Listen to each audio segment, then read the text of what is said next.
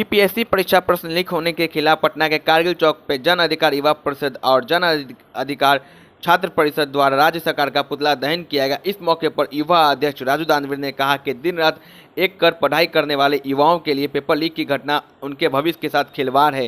तकरीबन 6 लाख अभ्यर्थियों के परिश्रम पर प्रशासनिक और सरकारी तंत्र की नाकामी ने फेरा पानी है और उन्होंने कहा कि बिहार में कोई भी प्रतियोगी परीक्षा बिना पेपर लीक और बिना भ्रष्टाचार के संपन्न नहीं होता। उन्होंने कहा कि सरकार बीपीएससी अभ्यर्थियों से माफ़ी मांगे और उन्हें 50,000 का आर्थिक मदद करे। ये बीपीएससी का पेपर लीक का मामला नहीं है, ये 6 लाख अभ्यर्थियों का भविष्य लीक हो गया है। ये उन माता पिताओं का आशाएं लीक हो गया है जिन्होंने खून पसीना बहाकर अपने बच्चे को पढ़ाया था और राज्य सरकार पर जो लोगों का भरोसा था बचा कुचा वो भी लीक हो गया है। और सबसे बड़ी बात कि जो 6 लाख अभ्यर्थियों का जो परिश्रम था उन सबों पर प्रशासनिक और सरकारी तंत्र ने पानी फेर दिया है। सड़ी हुई सरकार और गली हुई सिस्टम के कारण हमारे बिहार के जितने भी अभ्यर्थी हैं वो रोड पर आने के लिए मजबूर हैं, सुसाइड करने के लिए मजबूर हैं।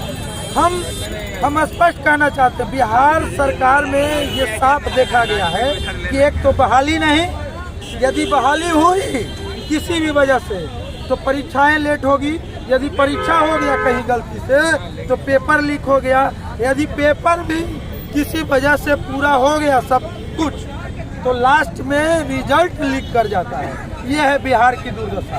तो बिहार में युवाओं को भविष्य खराब करने का कारखाना है। यही बिहार के जो संस्थान है, बाकी सबके चेयरमैन जो थे तो सही थे, बीपीएससी के भी चेयरमैन वही निकल गए जिसका थोड़ा पहले हमने फोटो आपको दिखाया था। अब समझ लीजिए हम लोग का जो मांग है बिल्कुल जायज़ है कि सबसे पहले बीपीएससी चेयरमैन की बर्खास्तगी और जितने भी परीक्षार्थी थे 6 लाख करीब सभी को राज्य सरकार 50-50 हजार रुपए का मुआवजा दे ताकि वो अपनी आर्थिक स्थिति ठीक करे और फिर से तैयारी करे। और सबसे बड़ी बात कि इसका माननीय हाई कोर्ट के निगरानी में, जस्टिस के निगरानी में ये इसकी जांच हो और जो भी संलिप्त हो उस पर कार्रवाई। सभी को मांग को लेकर हम लोग का राज्यव्यापी पुतला दहन कार्यक्रम था जिसमें छात्र और युवा सभी साथी। एग्ज़ाम तो रद्द कर चुकी है राज्य सरकार, लेकिन ये हर बार की समस्या बन चुकी है बिहार में।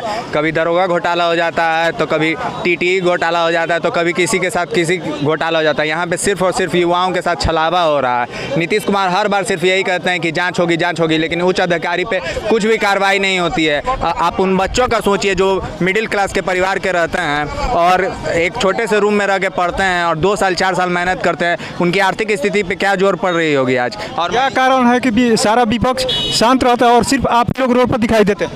विपक्ष और सत्ता पक्ष है कहाँ? दोनों तो एक ही हैं। आप तो देख ही रहे होंगे, सिर्फ और सिर्फ इनको सत्ता चाहिए, चाहे वो विपक्ष हो या पक्ष के